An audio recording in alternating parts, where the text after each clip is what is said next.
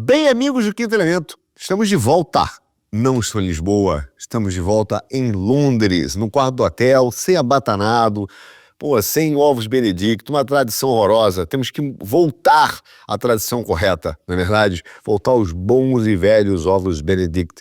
Pois é, mas em Londres, dessa vez vim para uma viagem rápida, de 4 dias, e retorno para Lisboa muito em breve. Mas a situação está curiosa, é um dos assuntos que eu vim aqui também pesquisar e conversar. Curiosa no sentido de que os movimentos geopolíticos estão estabelecendo uma nova ordem, né? Uma nova ordem no sentido de criar não só uma nova ordem política, econômica e também jurídica, mas que acaba representando uma nova ordem, mas uma nova paz. Uma nova Pax do Império. E aí é curioso, porque quando a gente fala de Império, a gente não está falando apenas do exercício de poder puro e simples, mas é exatamente essa construção de novos instrumentos de coerção militar, política, financeira, com o objetivo de construir esse novo molde social, global, de países, que vai dar o contorno das relações. E é isso que está sendo feito.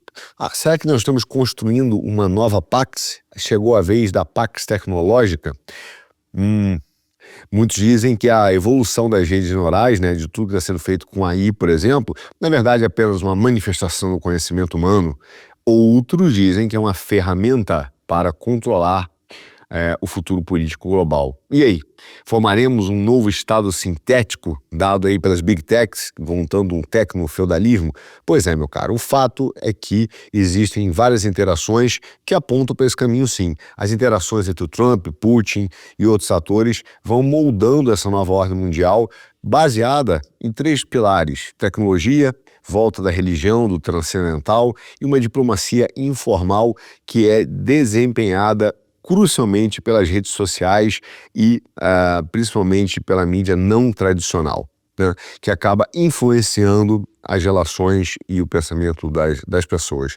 E nesse ponto, a questão é se a inteligência artificial, então, realmente representa apenas essa revolução tecnológica ou ela será a chave para consolidar o poder global, uma ferramenta de consolidação do poder global. E como será, então, nesse cenário, o modelo de associação entre Estados e empresas? Será que nós vamos partir para um globalismo total, na aquisição dos grandes oligopólios? Será que viveremos um Estado corporativo como os liberais planejaram? Ou um tecno-feudalismo, como de vez em quando aparenta que será a escolha das Big Techs? Pois é. Quais outras ONGs e pautas nós vamos usar para implantar, são usadas para implantar essa tecnocracia e essa forma de pensar e principalmente de ampliar os interesses de certas empresas? Tudo isso nós vamos falar neste Geoeconomia e começando agora. Primeira coisa que é importante é o seguinte: aqui eu estou em Londres, mas na França, agora no dia 10 e 11 de fevereiro, aconteceu mais uma reunião da cúpula de da cúpula de ação da inteligência artificial, e aconteceu dessa vez em Paris, agora no dia 10 e 11 de fevereiro. E ela tem uma importância enorme em função, obviamente, do potencial da inteligência artificial, mas principalmente tudo que está sendo feito e os contornos jurídicos que estão sendo colocados. Sem dúvida que todos os estados hoje na Europa e nos Estados Unidos, na China, na Índia, na Rússia, estão focados em explorar o mais cedo possível a inteligência artificial. Um parênteses, né? Curiosamente, nosso Brasa, não tem como não falar do nosso Brasa. Curiosamente, o nosso Brasa não tem inteligência artificial para nada, né? Para o SUS, para o sistema bancário, não tem para absolutamente nada que nos favorece. Mas, no judiciário, nós já temos a Maria, a inteligência artificial do STF, né? Porque já surgiu a inteligência artificial jurídica, obviamente, para começar a ter uma celeridade, que é o que justifica, uma celeridade no julgamento dos processos, desafogando o judiciário. Essa conversa é muito bonita, mas casualmente o CNJ no Brasil também tem feito algumas reformas, como, por exemplo, reduzido o tempo, né, de citação para 10 dias, retirar, por exemplo, o direito à sustentação oral por parte dos advogados, fazer sessões virtuais em maior número do que as presenciais, ou seja, a gente está começando a ver um modelo e a própria sustentação oral sendo enviada, né, por vídeo, ou seja, meu cara, a gente está vendo um modelo de que daqui a pouco os advogados no Brasil serão apenas programadores de lei, né, uma profissão que o cara vai programar de acordo com a lei ou o pensamento da inteligência artificial para poder passar no primeiro filtro, né? Ou seja, isso não vai facilitar o acesso, nem vai dar equidade, porque as pessoas que têm relações específicas com determinados juízes vão conseguir contornar isso. E quem não tem, meu amigo, vai ficar preso na maquininha, no obstáculo da máquina, né? Como diriam meus amigos. Ou seja, nós no Brasil já estamos avançando para a inteligência artificial, obviamente contra o cidadão, né? Mas voltando à nossa análise global de economia, essa cúpula que aconteceu em Paris, ela na verdade trabalha com alguns temas centrais, tá? Que são de interesse público e estão ligados, por exemplo, ao futuro do trabalho, à inovação, à inteligência artificial na cultura, confiança na inteligência artificial e também a governança da inteligência artificial, o uso dela global. Em particular, nessa última cúpula, os dois últimos itens, que é a confiança na inteligência artificial e a eventual governança dela, que se tornou tem se tornado, né, os temas centrais dessa discussão. A próxima ocorrerá, se não me falha a memória, ainda esse ano na Índia, tá? São duas, só acho que são duas por ano, mas a próxima ocorrerá na Índia. Bom, por que a governança também acaba sendo tão importante? Nós vimos no último Geoeconomia ou no penúltimo, não me lembro, mas que já existe esse capital patriótico, né, de investimento nos Estados Unidos, inclusive feito por apoiadores aí do Trump, né, da área de tecnologia. E esse capital patriótico tem investido e recebido investimentos, principalmente na indústria de armas, né, de armamentos, através, obviamente, da ideia da construção de AI para a defesa. Então você tem uma série de novas armas de defesa sendo montadas. O Pentágono tem investido muito fortemente nisso e é onde ele crê que os Estados Unidos podem se diferenciar e fazer um sistema de defesa mais eficiente. Atenção, nem ia falar disso nesse gel, mas vou fazer um parênteses. Na China hoje, você está sendo feito, já tem imagens de satélites divulgadas pelo Pentágono, uma base militar maior do que o Pentágono, mas muito maior do que o Pentágono e subterrânea, inclusive desconfia-se do Pentágono com bunkers, né, que estão sendo colocados em alguns quilômetros de Beijing, se não me falha a memória. Mas isso vai mostrando que a China também já está preparando um centro militar extremamente avançado, gigante, subterrâneo, que dá para ver, você consegue identificá-lo ali pelo satélite, que está sendo feito para botar a sua inteligência militar embaixo ali desses bunkers, e é uma área muito maior do que o Pentágono.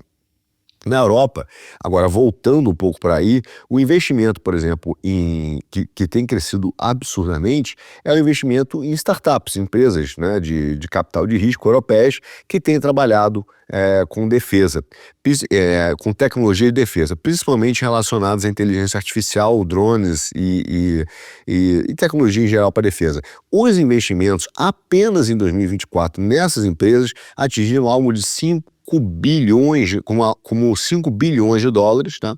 Um crescimento de quase 25% em relação ao ano anterior. Na verdade, foi um crescimento do capital de risco para a inteligência artificial maior até do que nos últimos 2 anos do que no capital de risco puro. Ou seja, o capital hoje está focado, quando fala de inteligência artificial, para os sistemas de defesa, inclusive ligados à OTAN. A OTAN tem um fundo, tá? A definição aí de um fundo da OTAN é exatamente para financiar, junto com o capital privado, empresas de defesa, segurança e resiliência, como eles chamam, e que aí abrange uma variedade de startups de tecnologia, incluindo as de energia, mas aí acabam entrando robótica, biotecnologia, computação quântica, sistemas de observação da Terra e até mesmo a energia nuclear, que a gente vai que é um ponto que tem que ser explorado. Bem, mas esses sistemas de inteligência artificial são chamados, né, nesses fundos da OTAN, de uso duplo, porque eles podem ser usados tanto em contextos militares quanto comerciais. Então você tem um uso duplo, mas ele tem o fim militar. Isso também foi adotado pela China, por exemplo, na questão de portos e navios, como a gente viu no último Geoeconomia, em que eles também usam os portos com essa função dupla, tá? Hoje, esses campos que a gente está falando representam em torno de 10% de todo o capital de risco na Europa, tá? De acordo com o último relatório que foi emitido aí pelos sistemas de defesa da OTAN. Enfim, meu caro, nós temos visto esse aumento da inteligência artificial para fins militares. Agora, quando você pega quem está fazendo isso, os números são importantes também. A Alemanha, por exemplo, ultrapassou o Reino Unido já há muito tempo. E ela realmente hoje tem o maior financiamento de capital de risco, principalmente para a questão espacial, e eles fizeram isso porque criaram um cluster, né, uma base em Munique, e essa base foi responsável pelo financiamento de mais de $1 bilhão em empresas de capital de risco para a defesa no passado. Aí você vai para Helsinki, também está desenvolvendo uma inteligência artificial, tá, para o uso no campo de batalha. Eles levantaram mais de 450 milhões de euros em julho do ano passado agora, tá, com um acordo liderado até por um fundo norte-americano, que é o General Catalyst, e avaliando várias startups com sede lá em Munique. Enfim, são movimentos, né, você vê da Alemanha, você vê movimentos da Finlândia, então você começa a olhar quem está se preocupando com defesa e usando a inteligência artificial para a defesa. Ou seja, realmente a tensão de uma guerra quente ela é grande, porque guerra já se está, guerra comercial, uso do dinheiro como arma, busca por hegemonia e controle de commodities, busca por controle de geração de energia, todos esses são movimentos de países que claramente precisam de recursos para poder entrar em guerra. Mas não existe ainda guerra quente de forma ampla, né? Você tem pontos ali, obviamente, né? Tem a chance de paz, inclusive da Ucrânia, mas é uma nova Pax, como a gente falou, que está sendo proposta, mas não deixa de ter um aumento da tensão militar, tá? Então, assim, quando você olha para os Estados Unidos, você vai ver que apesar do investimento frenético dele, tá, em startups e modelos de aplicativos de inteligência artificial, você tem um fluxo também bastante considerável de inteligência artificial para a Europa, tá? E isso mostra também que a Europa tem se reordenado e as suas prioridades não para a industrialização, mas para a compreensão de que é preciso priorizar a sua segurança, que é o tema que tem sido falado por uma porção de gente aí, inclusive o Vance, que veio aqui em Munique, no evento de segurança, né, da Europa, falar sobre isso, que a gente vai explorar um pouco também. Bom, o fato é que o capital de risco para a defesa, meu caro, aumentou em 30% no último ano e a previsão é que ele continue crescendo. Agora, por que nós estamos vendo esse aumento do capital de risco e que novas ou possíveis guerras ou que situação a gente está vendo?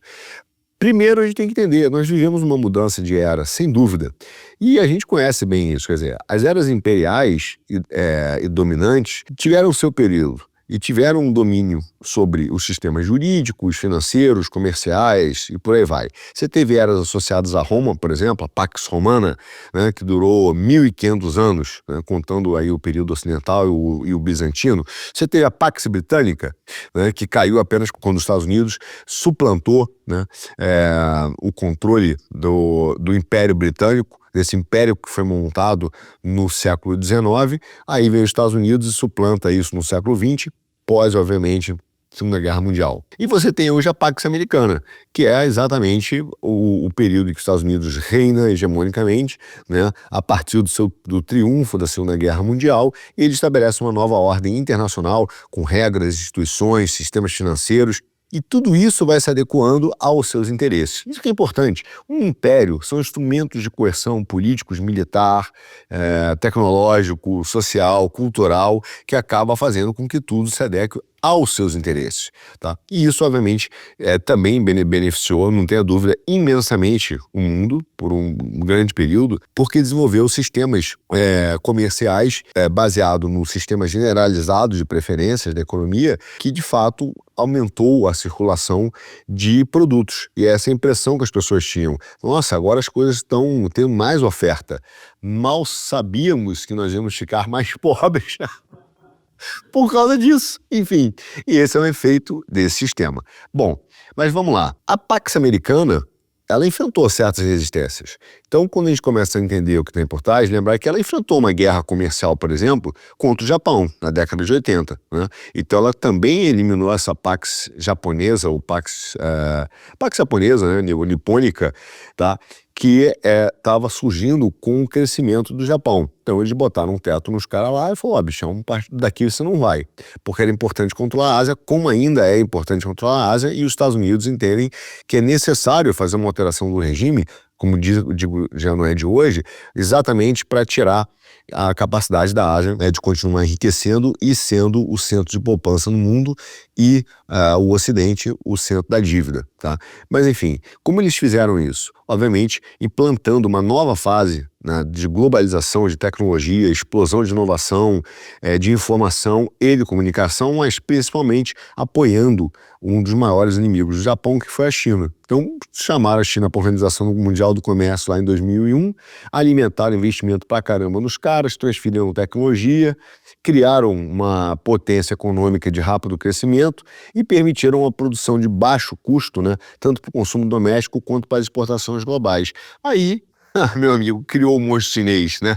E depois da China, você tem um outro país que surge também com bastante destaque, que foi a Índia, né? Com um crescimento galopante, reforçado aí também pelo crescimento sudeste asiático, liderado também pelo Japão, no caso do Sudeste Asiático, nem pela Coreia do Sul. E essa combinação de crescimento do que se chamou Xindia, que era essa concepção ali de poder global e potencial, combinando duas economias muito populosas, tá? E aí você teve uma taxa de crescimento anual da China entre 91 e 2010 que bateu 10% ao ano, e no caso de 2011 a 2019, um pouco antes aí da pandemia, chegou a 7%. Tá? E aí vem toda essa Pax da China, que ela começa na Ásia a implantar a sua hegemonia, tá? E com o estouro da pandemia. Então, quando você chega em 2020, a Ásia representava quase que metade do produto interno global bruto do mundo, tá? Com 3 quilos da população. E compreendendo demografias muito mais jovens, com classe média crescente e maior poder de compra.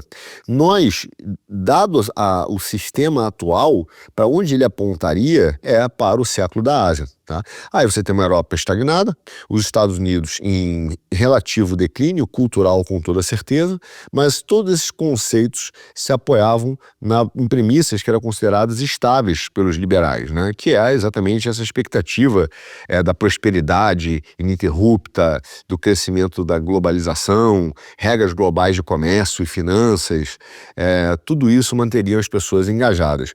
Só que a gente viu que a realidade não foi essa. Então, o sistema monetário é insustentável, a dívida é insustentável, os países asiáticos não entraram nesse jogo e o Trump agora, então, foi obrigado a conduzir um conflito geoeconômico aberto contra a Ásia, contra uma gama de várias economias que vão contra a China, vizinhos próximos da China, acelerando, sim, um colapso dessa ordem internacional baseada em regras que tanto se fala e que basicamente deixa, por exemplo, o Fukuyama, liberalzão do fim da história, desesperado. Né? Desesperado. E aí é o fim mesmo, os caras estão refazendo rede de produção, de cadeias de suprimento, enfim, isso está sendo redirecionado com outro pensamento, inclusive um outro pensamento econômico, porque a Ásia, ela resolveu administrar o Estado de uma forma diferente, tá? Do que o Ocidente. E aí é curioso, porque eles já perderam até a vergonha de defender o Deep State. né? Antigamente não existia o Deep State, era a teoria da conspiração. Agora, eles estão defendendo abertamente o Deep State. O Martin Wolf, que é um liberalzaço, economista liberal dessa turma, se puder, se fosse brasileiro, usava a broche do Novo. Ele fez uma coluna recentemente no Financial Times defendendo abertamente o Deep State, né? O nome é Em Defesa do Deep State. E ele fala o seguinte: o Trump não está reformando as instituições, ele está destruindo as instituições. Ou seja, é o mesmo papo, meu caro, de sempre, né? Você pode fazer qualquer coisa desde que você não mexa em nada. Esse lema que os liberais criaram, forma de gestão, de governo, acabam confundindo isso como uma forma de gestão. E esse é um dos problemas. E eles estão abertamente defendendo isso, e ele, na coluna dele, inclusive, cita o Fukuyama 2, 3 vezes, né? Falando, o Fukuyama avisou, mostrou que a Ásia já sabia planejar melhor o Estado, administrar melhor o Estado que o Ocidente, a democracia é importante, a democracia liberal. Meu amigo, a Ásia, de que o Fukuyama está batendo palma, é uma Ásia tecnocrata. Tá? Que não tem nada de liberal em si. É uma Ásia tecnocrata e que implementa uma tecnocracia que é diferente do que nós falamos de democracia e crescimento econômico e da liberdade cristã, por exemplo. Então é assustador ver o cara falando sobre isso, né? Pois bem, voltando aqui. Essas fases, então, que estão sendo mudadas pelo Trump, essa nova fronteira de tecnologia, de inovação, de crescimento, tá? Elas podem fazer com que o Ocidente volte a florescer. Para isso, a ideia do século asiático tem que morrer. Então, o Trump irá gerar, inevitavelmente, uma crise na Ásia e irá gerar, inevitavelmente, uma mudança desse sistema baseado em regras liberal para poder manter os Estados Unidos vivos. Não há dúvida disso. Agora, curiosamente, ele entendeu e percebeu que ele precisa fazer mudanças regulatórias também, e dentro da estrutura do Deep State. Porque, veja bem, os maiores bilionários do mundo são americanos, isso não tenha dúvida. Uma gama enorme de milionários ingleses, e chineses também, estão saindo dos seus países. Alguns estão indo, alguns estão indo para os Estados Unidos, uma grande maioria também está indo para o Oriente Médio. Ou seja, o fluxo do dinheiro, como saiu do Brasil, ele está indo para lugares onde a legislação é mais favorável à mobilidade do capital, menos influenciada por essa indústria do compliance, que é uma indústria ideológica, eu disse para vocês. E por isso que ele começou a automaticamente ali a mudar algumas legislações, falou, olha, eu não quero mais o FCPA, que é o combate à corrupção. Não porque a corrupção não seja um problema, é porque a legislação é utilizada para favorecer certos grupos, como a gente viu com o uso da USAID. Então, essa pauta é um braço efetivo de empresas, de um grupo de empresas que as usam para facilitar e promover os seus próprios interesses, tá? Então, o que a gente começa a ver nesse início de ano? É que nos próximos 25 anos, a gente pode estar vendo, sim, uma ascensão enorme dessa Pax tecnológica, movida por inteligência artificial, tá? Que molda essa ordem global, só que aí à custa do que nós entendemos hoje da liberdade humana. Óbvio que o investimento hoje, o movimento que está sendo feito pelos Estados Unidos, pelos bilionários americanos, é para sistemas de energia, né? Trazendo mão de obra, mas toda ela focada em sistemas de software e inteligência artificial e energia para sustentar isso e para permitir chips e sistemas cada vez mais avançados e feitos nos laboratórios ocidentais, reduzindo a dependência do Oriente. Então, essa Pax tecnológica é uma Pax de, sim, investimento em tecnologia, mas para criar uma nova ordem, né, baseada em sistemas de AI. E por isso é que a inteligência artificial virou uma ferramenta de poder global, né? Ela não é apenas uma ferramenta tecnológica, mas uma ferramenta para se consolidar o poder global. Ao mesmo tempo, ele quer substituir o sistema monetário, acabar com o controle único, né, brigando com o Federal Reserve, acabando com o CBDC e criando um novo sistema de liberdade, onde ele entende que existe uma maior liberdade do indivíduo. Só que é curioso, por exemplo, você pega aquele Theo, né? Esqueci o nome do cara, o primeiro dele. Bom, mas ele era sócio, acho que do Musk no PayPal. O Theo escreveu que a liberdade, por exemplo, era incompatível com a democracia. E esse é um movimento que está rolando nos Estados Unidos. Você pega recentemente, tem um livro que eu comentei, acho que no último também, já economia, que é Iluminismo Reverso, Iluminismo, o Dark Enlightenment, acho que é isso. Iluminismo Negro, uma coisa assim. Mas que ele mostra que as instituições democráticas pensadas, equilíbrio de poder, tudo isso, não funcionam mais. O ideal era que você tivesse, então, um sistema autocrático de 2 CEOs tocando o país, tá? Já falando, isso é uma ideia que tem surgido muito forte dentro dos Estados Unidos também. Então, mostrando que esse sistema democrático que foi capturado pelos tecnocratas não funciona. Não funciona. E é por isso que, no meio dessa confusão, o que está se tentando fazer no Brasil? Implementar um parlamentarismo, um semipresidencialismo, para tirar mais poder do presidente, para esvaziar mais o poder do povo e deixar isso bastante diluído dentro do Congresso Nacional, onde certos atores conseguem controlar melhor e você ter uma diluição do personalismo e, por exemplo, do que algumas ONGs, inclusive, que a gente vai falar daqui a pouco, mas algumas ONGs falam sobre a questão, por exemplo, do combate à extrema-esquerda e extrema-direita. Tá?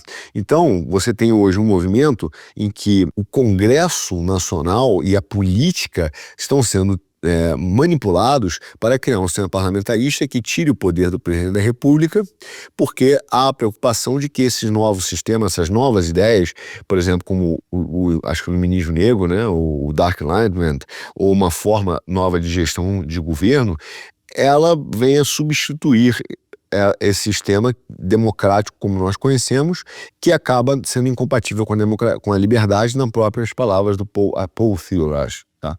Enfim, o fato é que hoje você começa a ver, sim, startups desses bilionários investindo em ativos estratégicos e criando o seu próprio ecossistema. Então, por exemplo, o Sam Altman, da OpenAI, né, junto com, não é Paul não, é Peter Thiel, né, eles captaram, por exemplo, 425 milhões de dólares, meu caro, para, por exemplo, investir na produção de energia elétrica por fusão nuclear. Tá? Então eles querem já começar a produzir isso em 2028.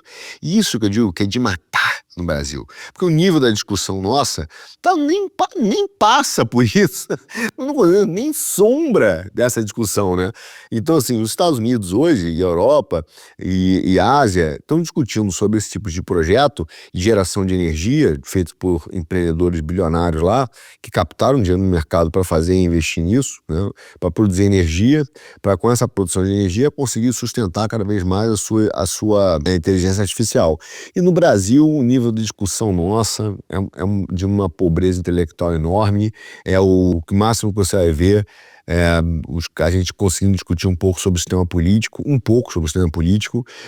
uma visão muito tosca sobre investimento, uma visão muito tosca até mesmo sobre a liberdade em vários fatores, né? Por exemplo, quando a gente no Brasil tem gente que defende a liberdade, mas critica a presunção de inocência, que é a base filosófica, social, do direito, de tudo que você possa imaginar de uma civilização estável, né? A presunção de inocência é a base da civilização estável e, basicamente, hoje nós simplesmente não respeitamos isso, nós não levamos a sério, entende?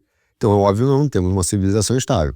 Enfim, e aí por aí vai, né? Então o máximo que a gente tem de alguns jovens realmente estudando, tentando fazer alguma coisa na tecnologia, como eu digo pro nosso mestre dos magos, editor-chefe, é o famoso troll do Twitter.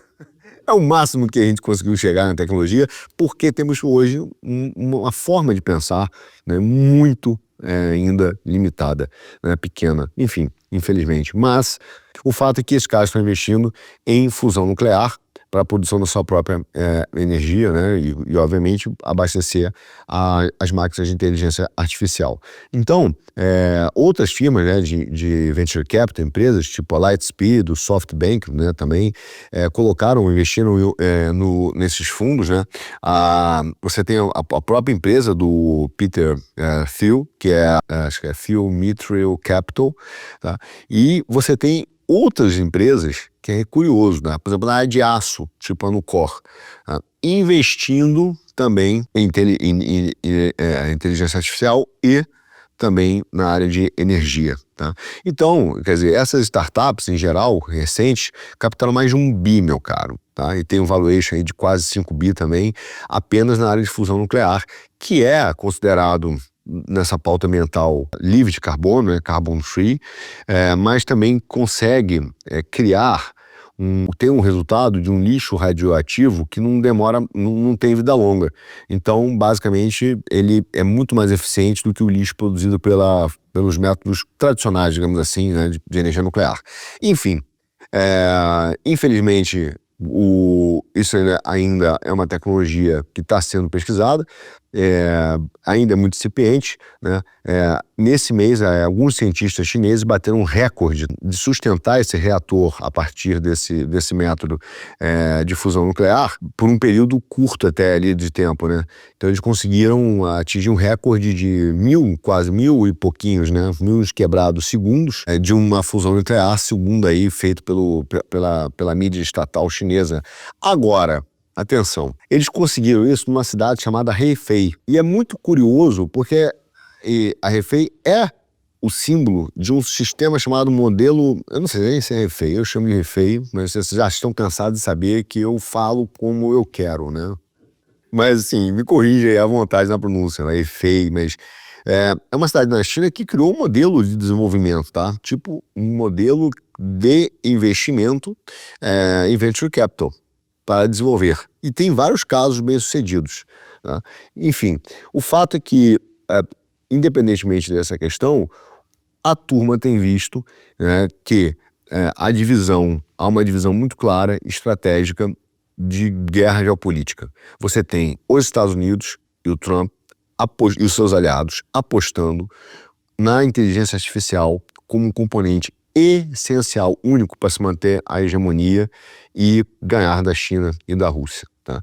E aí você vai vendo que realmente aí virou uma forma de você criar uma ferramenta para manutenção do establishment, tá? Como é que a gente podia fazer isso? Como a China está reagindo a isso? A China estabeleceu, por exemplo, um modelo econômico de transformação de uma economia planejada. Ela foi para um outro caminho, né?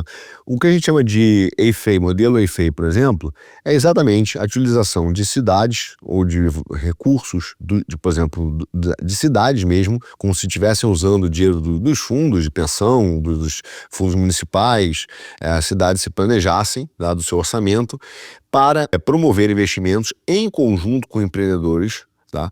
Para desenvolver certas indústrias e certas tecnologias que são de interesse da cidade e do país. Então esse foi o modelo chamado modelo Hefei. Ele é baseado nesse princípio, tá, de investimento das cidades com um fundo de capital de risco, e ao invés de distribuir subsídios, como o Brasil faz, aleatoriamente, né, baseado ali no sabe-se Deus como, mas os subsídios para o banco, para não sei quem, vários desses subsídios e que acabam atrapalhando, porque você abdicar de uma receita, né, de um valor de impostos que você não consegue ver exatamente bem para onde vai, porque você está abrindo mão de receber. Ao invés de fazer isso, eles têm investido em companhias que eles consideram chaves e targets com potencial de desenvolvimento, indústrias que são de interesse da cidade do país. Você tem vários exemplos. Você tem um caso de uma manufatura, por exemplo, de carro elétrico. Em 2020 a companhia estava, acho que era NIO, N-I-O. Ela estava na beira assim, do colapso total, uma crise financeira, números caindo. Os investidores tradicionais do Ocidente não quiseram botar dinheiro, e a Hefei foi lá, a cidade, pimba, meteu que a gente tinha $1 bi na companhia, ajustou os sistemas produtivos, nova fábrica, estabeleceu um cluster de inovação. Não só a NIO sobreviveu, mas como cresceu rapidamente, virou o jogo e agora, inclusive, tem lucro. Quer dizer, é um exemplo desse modelo de cidades ou estados com visão de private equity, tá? Que os liberais pulam, vamos chamar aí de comunista. O cacete, eu tô contando o que tá rolando no mundo, meu. Tá. Agora, veja bem, quando o liberal fala isso, ele não conta que o modelo liberal hoje do capitalismo rentista que existe é um capitalismo de Estado. Então é o Estado corporativo, onde o Estado representa o interesse de algumas companhias.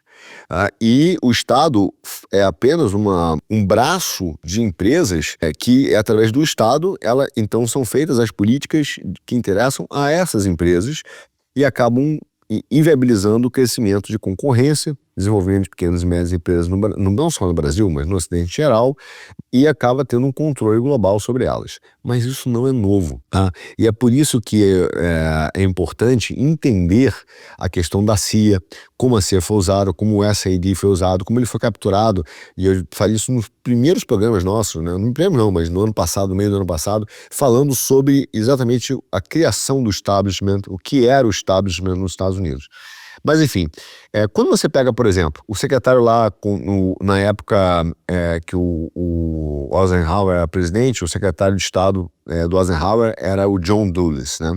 Que o irmão dele depois virou o secretário-presidente da CIA, né? O John Dulles, ele trabalhou a vida inteira como advogado corporativo, tá? De uma grande empresa que a gente falou, que é a Sullivan & Crowell, tá? E ele representava essas empresas, sempre representou. Quando ele foi para o governo, qual foi a lógica dele? Tá? Quando ele foi para trabalhar, ele não simplesmente agora separou os interesses públicos dos interesses privados. Aliás, isso é amplamente falado em inúmeras biografias do Dulles. Por exemplo, um cara que eu li foi o Kinzer, né? Kinzer. E ele foi um biógrafo do Dulles, junto com outros, e esse cara fala muito abertamente que o Dulles usou o seu cargo de secretário de Estado para implantar uma política que você não conseguia distinguir os interesses das corporações com o interesse do país. Então, ele tinha quase que duas obsessões, nas palavras até do Kinzer, tá? Qual era? A primeira era lutar contra o comunismo. A gente falou isso no último GEL, que era a ideia lá formada pelo Kennan, né? Que veio como esse embaixador contando dos planos do Kremlin e acabou chegando nos Estados Unidos e conseguindo um lugar de destaque até fazer o plano Marshall. Mas enfim, então o Dulles, ele tinha essa visão, essa obsessão de lutar com o comunismo, ao mesmo tempo, concomitantemente, que protegia os interesses das corporações multinacionais. Tá? Então, na mente dele, dito pelo biógrafo dele, foi o Kinzer, né? Essas forças se reforçavam e se interrelacionavam mutuamente. Então, ele fala assim, olha, por exemplo, se o governo da Guatemala toma uma medida, tá, que vai prejudicar a empresa lá americana, né, a United Fruit Company, por exemplo, o que isso representava? Isso não representava uma agressão a um problema econômico, isso era um ataque à própria América e merecia uma resposta militar. Essa era a cabeça do Dulles, essa era a cabeça do que foi montado na CIA e no Departamento de Estado americano, Eisenhower. Então você tem exatamente essas obsessões dele que acabaram virando não um plano pessoal, mas uma política pública. Da mesma maneira, meu amigo, isso aconteceu, isso permeou a tecnoburocracia americana. Aconteceu com Bush, só que de outra maneira. Né? Óbvio que o Dulles pensava, olha, as companhias americanas, tá, que são multinacionais, elas precisam ter lucro, não interessa se você está falando de mineração, agricultura, banco, petróleo, não. Elas precisam ter lucro, elas precisam estar num bom ambiente de negócios, elas têm que ser amparadas por um Estado que seja pro-business, né, que seja liberal, um Estado em que as leis econômicas sejam leis da Constituição Econômica Global. Então, você limita a soberania desse Estado, mas você quer que, de fato, tenha um lucro, etc. Né? Então, um bom ambiente de negócio. Do contrário, pode haver golpes, intervenções e até mesmo a intervenção militar no último modelo. Mas a violência, o golpe de Estado, a crise, ela não era necessariamente o fim, ela era apenas um meio, tá? Um meio para resolver um problema. O que começa a mudar na guerra ao terror do Bush é exatamente que esses protocapitalistas do desastre, digamos assim, que acabaram virando a doutrina do Friedman, né, que é a doutrina de choque. Bom, esses caras, a doutrina do Friedman vem antes, né, já era usada, aproveitar o choque para poder fazer reformas, mas esses caras pegaram a doutrina do Friedman, do liberalismo, e para criar um Estado corporativista global dos oligopólios dos globalistas. Então, o que aconteceu mais ou menos nessa época do Bush, onde surgem todas as legislações, lavagem de dinheiro, FCPA, combate à corrupção, controle econômico, sanções, onde isso ganha uma proporção gigante depois com Obama. Mas ainda no Bush. O Dick Cheney e o Donald Rumsfeld fazem? Eles usam exatamente a mesma ideia de que os interesses dos Estados Unidos, né, são os interesses das corporações. Só que há uma corrupção dessa ideia lá atrás do Dulles.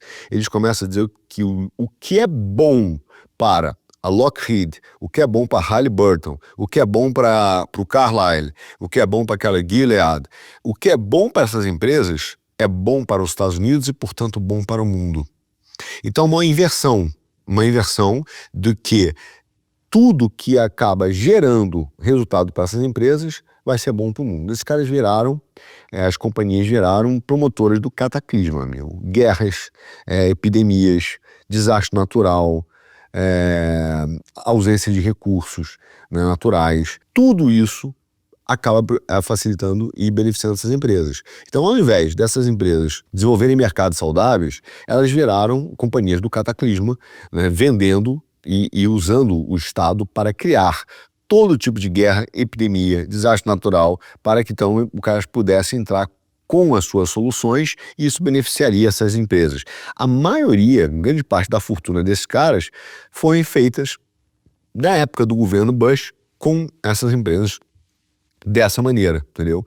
Que é a indústria, o complexo militar industrial americano com um mancho lá embaixo focado na guerra contra o terror, né? Então, basicamente, esse capitalismo do desastre, digamos assim, foi o que começou a ser feito numa nova era de privatização, por exemplo, da guerra e resposta de desastres. Então essas empresas começaram a surgir, a ganhar recursos, a crescer e são grandes promotoras de cataclismas, tá? Tão simples quanto isso. Agora, isso é num aspecto econômico militar. Eles têm braços jurídicos, eles têm braços de ONGs, nós vimos aí na USAID, todas elas. E por que a gente está falando disso aqui? E vai voltar a falar agora. Porque nessa nova Pax, o que nós estamos vendo é a substituição. O que Elon Musk e o Trump estão fazendo é atacando esse Deep State que o Martin Wolf e o Fukuyama estão tentando defender. Dizendo, cara, deixa isso aí, isso funciona, cara, é bom pra gente, entende? Isso ele deixa aí, deixa as empresas globalistas e deixa o Estado como braço deles, não destruam isso, né? Ajustem para vocês, mas eles não querem. Então eles estão acabando com essa estrutura, tentando acabar com o Deep State, como conhecem, mas vai entrar alguma coisa no lugar. Não existe vácuo na política, não existe vácuo no sistema financeiro e econômico. O que esses caras estão montando? Talvez um tecnofeudalismo. Ao invés de trabalhar para o Estado ser utilizado para trabalhar para certas empresas, eles estão destruindo os meios de ação desse Deep State e permitindo uma nova infraestrutura aqui com uma nova relação de Estado. Agora, o que acontece com esses braços? Por exemplo, a gente falou, acabou, né? O Trump destruiu o SAD. Alto lá. Existem inúmeros braços de ONGs que trabalham para essas empresas. Você quer ver uma? Existe uma ONG chamada Integrity Initiatives International, 3Is. Tá? É uma ONG transnacional. Ela foi fundada por um juiz chamado Mark Holt, do estado de Massachusetts, indicado pelo Reagan em 85. E essa ONG, meu caro, é financiada pelo Rockefeller Brothers, pelo Climate, alguma coisa que depois eu vou me lembrar, e pelo NED, a mesma NED. Tá? E ela tem uma grande pauta e 4 objetivos. A grande pauta dela é combater a corrupção e criar o Tribunal Penal Internacional Anticorrupção. Aí você vai ver, ela tem 4 objetivos, estão escritos no site dela. Primeiro, apoiar medidas nacionais e internacionais anticorrupção. Aí, beleza. Promover a compreensão da relação, atenção, há uma relação entre a grande corrupção e a violação dos direitos humanos. Começou desculpa, eu tenho uma sacanagem, né? Então o cara começou a dizer, gente, aqui, existe uma relação entre uma corrupção e direitos humanos, né? 3, formar uma rede de jovens ativistas anticorrupção. Aonde?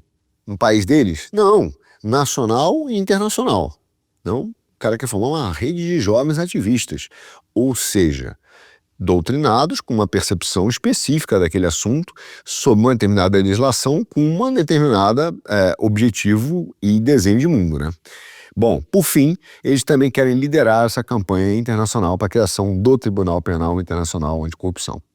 O tribunal seria um mecanismo para quê? Para implantar e implementar acordos multilaterais e mecanismos de leis transnacionais. Olha que beleza! O que o cara está dizendo? Através do tribunal não vamos tirar a soberania dos países para jogar certas coisas. Vamos jogar isso aqui para cima e a partir daí vai ser feito determinadas leis que interessam a quem?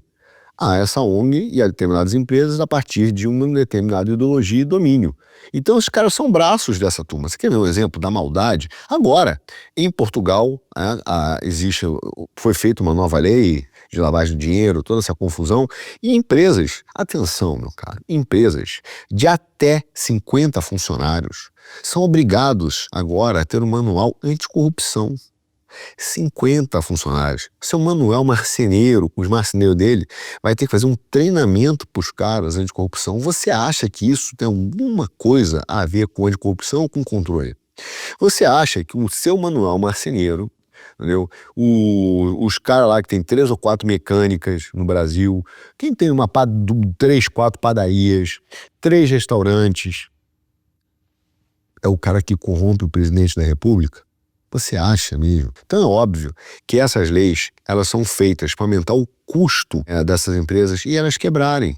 Porque o seu Manuel, que é marceneiro, vai ter que parar a produção dele para treinar e criar controles anticorrupção, que não tem nada a ver com corrupção verdadeira, entende? Mas é um dos exemplos do braço do alcance dessas legislações. Então, essas propostas, elas são feitas por essas ONGs de cima, conversando com a ONU e com a OCDE. Quem que está lá nessa ONG, por exemplo, implementando essas ideias através da OCDE e da ONU? O John Kerry, ele mesmo, que foi secretário do Estado americano na época do Biden. O pessoal da USAID, olha eles aí. O David Cameron. E no Brasil, Sérgio Moro. São braços desses caras. Agora, sabe qual é a pauta dessas ONGs, que essa ONG fala abertamente? Combater os populismos extremistas, à direita e à esquerda. Ou seja, se a gente tiver uma pauta anticorrupção, né, e controle de leis transnacionais, você não precisa mais de extremos, de pessoas que estão dizendo, lá, fulano roubou, fulano é ladrão, acabou. Isso aqui é controlado aqui, vai ter uma gestão, né, não é profissional, tecnocrata, que vai tomar conta disso tudo, vai olhar e vai planejar as economias para você. Você não terá nada e será feliz. Veja, esses caras, quando vendem essa pauta, não estão vendendo uma pauta de liberdade. É mentira. Esses caras estão fazendo, como vão fazer com coitado das empresas portuguesas, aqui que tem 50 funcionários, controle, quebrando os caras, e acabando com movimentos políticos para ter só o centrão, só os liberais, esvaziando a política, que é a grande pauta do neoliberalismo. Esvaziar a política. Então você vai ter o quê? O pensamento único. De quem? Do Fukuyama. There is no alternative. Do Thatcher. É a mesma história. Aliás, é o fim da história, como diria o Fukuyama. É a imposição do pensamento único de um governo tecnocrata. Tá? Quem são os patrocinadores dessa ONG? Lembrei, Climate Change Collaboration, que tem, na verdade, 3 trusts, que é a Aurora Trust, o JJ Trust e o Mark Leonard Trust. Depois eu vou pesquisar que são os caras. Tem o Rockefeller Brothers Funds, tem a Sigrid Rosen Trust, a Welfare Foundation e a NED. Ou seja, tem trusts de famílias, de pessoas. Você acha que esses caras estão fazendo esses trusts realmente porque estão preocupados com a anticorrupção no mundo? Não é verdade. E existem tantos outros órgãos.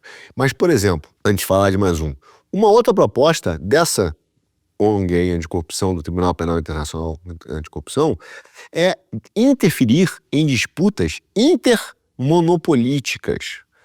Ou seja, você tem disputas aqui, ó, de monopólios, de acesso privilegiado a recursos naturais, por exemplo, de políticas públicas, tá, de distribuição internacional de recursos, acesso a monopólios. Esse cara aqui vão dizer, não, tem um monopólio aqui da Petrobras, mas isso aqui é corrupto, hein? Então eu vou entrar. Então eles não querem apenas administrar, garantir leis que deem mais ética à sociedade. Eles querem criar um sistema jurídico de coerção e coação jurídica, onde eles têm o poder, a partir de uma pauta que pareça super boa e importante, para que eles possam interferir em acesso a recursos naturais, nas empresas e em disputas intermonopólios, entre monopólios de países, que vão favorecer quem? Você acha que vai favorecer o Brasil? É só olhar o resultado do tribunal aí, da Organização Mundial do Comércio nos últimos anos. Enfim, meu caro, a ideia de um Estado do sistema internacional baseado em regras acabou há muito tempo. Você quer ver um outro exemplo? Você tem o Conselho das Américas. O Conselho das Américas é uma ONG fundada em 1963 por um cara, talvez você nunca tenha ouvido falar, chamado David Rockefeller. Olha ele aí de novo. A pedido então do John Kennedy. Pauta: combater o avanço das forças socialistas e comunistas na América Latina. Precisamos combater o comunismo, né? Principalmente, né, depois da Revolução Cubana lá de 59, os caras estavam preocupados mesmo com isso. Mas a organização já mudou de nome algumas vezes e hoje ele basicamente é uma organização empresarial, não diga, formada por empresas americanas cujos membros compartilham com um compromisso comum. Qual é? Atenção, você não ri. Desenvolvimento econômico e social, mercados abertos, Estado de Direito e a democracia liberal. Olha ela aí de novo. Abertamente. Cara, essas ONGs atuam no Brasil, tá? Formada por empresas transacionais, incluindo bancos, empresas financeiras, consultorias, empresas de consumo, energia, mineração, mídia, tecnologia, transporte. Tá? Alguns membros dessa organização. Bloomberg, que foi a primeira a reclamar, fazer matéria do Globo, quando o Trump começou a mudar o FCPA, né, do combate à corrupção. Bloomberg, BlackRock, Bank of America, Barings, Barrick Gold Corporation, Boeing, Bombardier.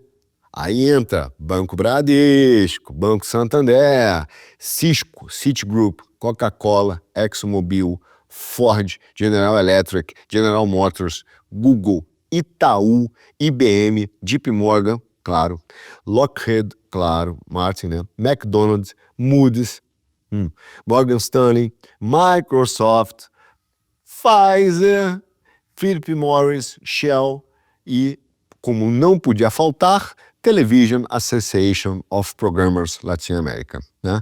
Inclusive a Time Warner, a Standard Oil e a Chevron. Algumas empresas que são membros e financiadores do Conselho das Américas.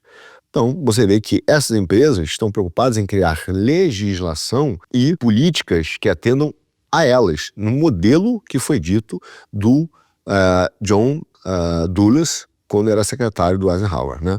O que é interessante para as empresas é interessante para a América. O que é um ataque às empresas é um ataque à América. E depois o avanço desse modelo para o que foi feito na guerra contra o terror com o nosso queridíssimo Bush. E isso, essa Conselho das Américas, levou à criação de uma Câmara, que você deve ter falado, Câmara de Comércio, né, Brasil e Estados Unidos, e que tem uma revista chamada America's Quarterly, e que inclusive deu um prêmio para o nosso queridíssimo, né, Moro, no combate à corrupção. Ele foi o homem do ano escolhido por essas empresas. Por que será? Tá? Enfim, isso é para mostrar que essas ONGs, esses think tanks, nada mais é do que um encontro, um ponto de contato entre os membros da alta burocracia do Deep State americano e os grandes executivos de grandes empresas transnacionais, oligopólios, que controlam essas entidades para viabilizar mesmo pautas, informações, legislação, informações dos países e implantar uma ideologia que esteja fazendo com que haja um sistema de coerção e coação jurídico econômico para beneficiar esses grupos. Acabou. Tão simples quanto isso. Era o que o Gramsci, né, comunista, então vou citar o Gramsci mesmo, chamava de aparelho privado de hegemonia. Então, meu caro, é isso que tem por trás dessa estrutura como um todo. E não acho que os liberais não estão caminhando de mãos dadas com os comunistas. Já falamos sobre isso, de como o que interessa para esses caras, eles precisam de um Estado grande, tá? Eles precisam, aliás, o resultado da doutrina de choque são estados que acabam vendendo os principais ativos para as empresas liberais. Você que fica sem empresas de pequeno e médio porte, não consegue competir, trabalham para esses caras e quem não é útil para esses caras acaba comprando produtos com bolsas que são produzidos por esses caras dados pelo Estado. Então existe essa aliança, que não é de hoje, entre um Estado comunista, né, e um grupo de oligopólios de tecnocratas. Essa aliança foi formada há muito tempo. Então, quando você fala de liberal, os liberais, eles não são verdadeiramente libertadores do indivíduo comum. Não são. Tá? Agora, tanto é que, se você for ver, e aí é um ponto que nós vamos explorar no Geroeconomia, a lei de lavagem de dinheiro no Brasil é de 2013, foi feita pela Dilma, meu cara, não foi feita, foi feito pela Dilma, e é óbvio que a lei de lavagem de dinheiro de 2013, e onde começou a ter a separa, que permitiu inclusive a Lava Jato, foi criada pela Dilma, a pedido desses caras, né? Então é óbvio que esses caras estavam olhando certos mecanismos de controle para interferência em certos assuntos do país, tá? E eu não estou aqui dizendo que não houve a corrupção do Lula e da Odebrecht, porque é óbvio que houve. Eles assumiram, inclusive, que houve. Mas estou dizendo a você que esses mecanismos não foram usados apenas para combater isso. Foram usados para outros motivos. E esse que é um dos nossos problemas. Enfim, o que acontece? Essa estrutura das relações entre empresas privadas e o Estado corporativo tem se transformado. Então você sai de um sistema, que é o que a China hoje está tentando voltar, a Rússia, a Ásia e alguns países, inclusive o Trump, ele sai dessa capacidade industrial tradicional, que era a criação da infraestrutura de produtos, etc., para um sistema de quase que um capitalismo cognitivo, onde, por exemplo, você tem uma estrutura moderna, extremamente moderna de comunicação e uma estrutura extremamente moderna de comércio, né, ligada às redes, etc. E, a partir desse rompimento, as Big Techs criam uma nova ordem para tentar competir com os liberais rentistas e a mídia tradicional. Então surge essa divisão entre eles. Agora, parte desse grupo técnico aqui das Big Techs são tecnocratas também, e os liberais rentistas com toda certeza. Então o que a gente vai vendo é exatamente um modelo em que pode-se correr o risco de, nessa nova ordem dessa Pax de AI, as empresas de tecnologia, principalmente ligadas à inteligência artificial, criem com uma precisão e um controle inacreditável um novo autoritarismo. Porque eles são capazes, né, de rapidamente identificar demografia, comunidades, indivíduos, customizar mensagens, manipular informação.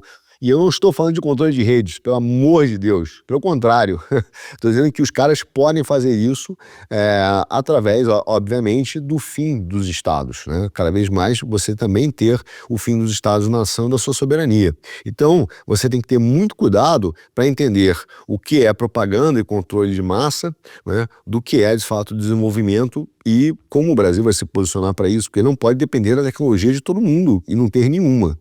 Essa é uma das nossas mensagens, tá?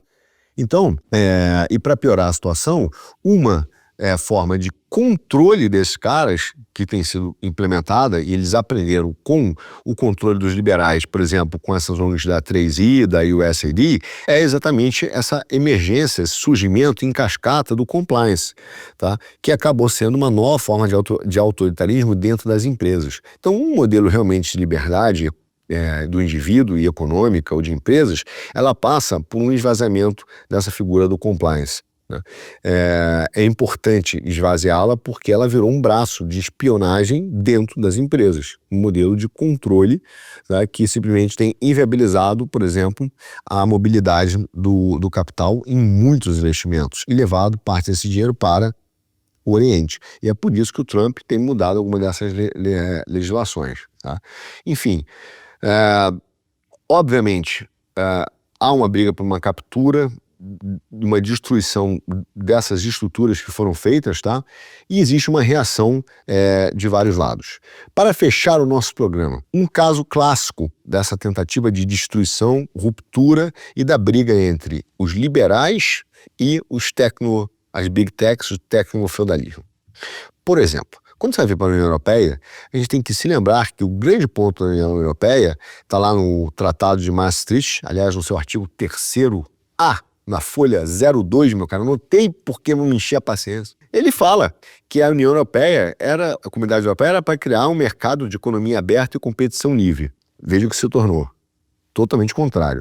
Veja, todos os artigos da União Europeia estão muito mais para o Estado neoliberal do Hayek do que do pensamento intervencionista do Jean Monnet, tá? Que era a esquerdola lá. Então eles houve essa competição, mas hoje o Estado é um Estado muito mais na sua formação, mais alinhada a uma nova ordem de mercado competitiva, quando ela começa a ser construída, do que do Jean Monnet. E isso desde o início. Você pega o plano lá do Bayern de 53, o relatório do SPAC de 56, o Tratado de Roma, as provisões, todos os princípios lógicos, as interpretações e principalmente a formação de órgão, que é a Comissão Europeia de Justiça, que é a Corte de Justiça, tudo isso é altamente influenciado pela visão neoliberal, tá?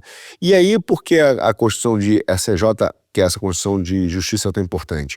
Porque ela começou a determinar e se proclamar, atenção, a ter uma supremacia em relação à própria lei dos países que compõem a Comunidade Europeia. Então esses caras chegaram e falaram assim, você pode ter sua lei aí, mas se tiver dúvida, quem manda sou eu. Tá?